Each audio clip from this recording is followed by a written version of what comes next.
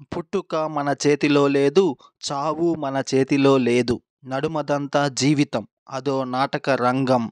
ఆ నాటకంలోని పాత్రధారులం మనమే.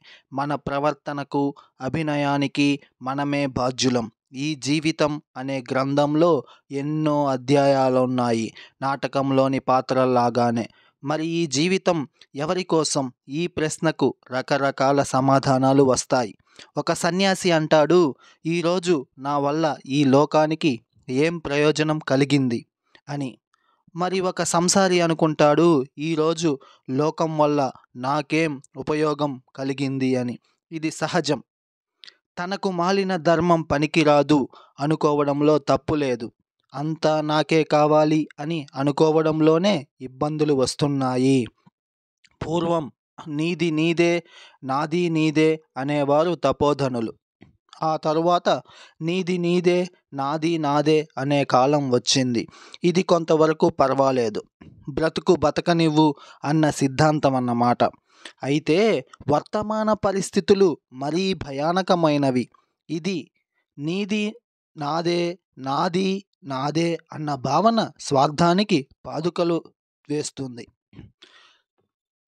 గృహస్థు అనేవాడు అతిథి ఎవరైనా ఇంటికి వస్తాడేమో అన్న ఆశతో నిరీక్షించి, అతిథి వస్తే అది తన మహాభాగ్యంగా భావించి అతడికి సపర్యలు చేసి మర్యాదగా భోజనం పెట్టి ఆ తరువాతనే భోంచేస్తాడు. ఇది అసలైన గృహస్థు యొక్క లక్షణం.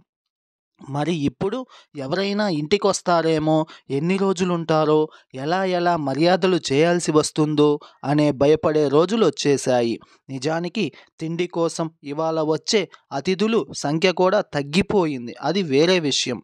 జీవించి ఉన్నంత కాలం మన కోసమే కాదు, జాతి కోసం, సమాజం కోసం, కనీసం పొరుగువాడి మేలు కోసం మనం కొంత సమయమైనా, కొంత ధనమైనా ఖర్చు పెట్టాల్సిన ఆవశ్యకత ఉన్నదని గుర్తుంచుకోవాలని సనాతన ధర్మం చెబుతుంది.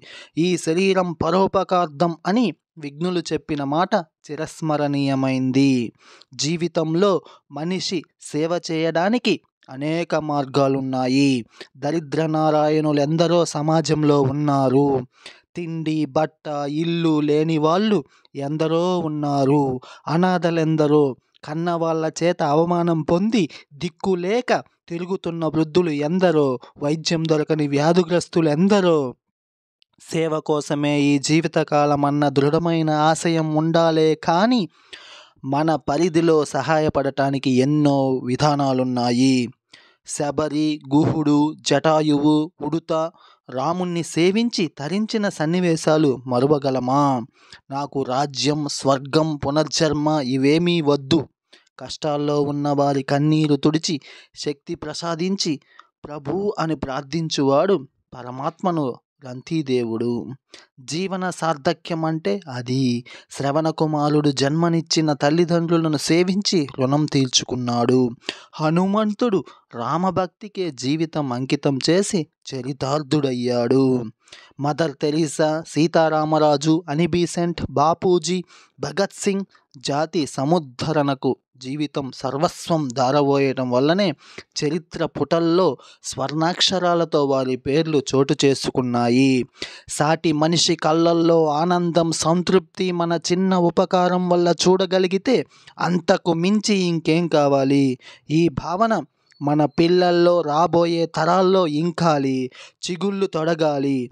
ఈ ప్రవృత్తి వల్లనే ఎన్నో సంస్థలు, ఎందరో నేతలు, సామాన్యులు నేటికి దీనులను, నిస్సహాయులను ఆదుకుంటున్నారు. ప్రతి కుటుంబంలో మనం ఈ బ్రతుకు ఎవరి కోసం అన్న ప్రశ్న ఉదయించాలి. పరుల కోసం అన్న జవాబు వెంటనే చెప్పుకోవాలి. అప్పుడే మానవ జీవితం సార్థకం అవుతుంది, లోక కళ్యాణము సాధ్యం అవుతుంది. Thank you for watching.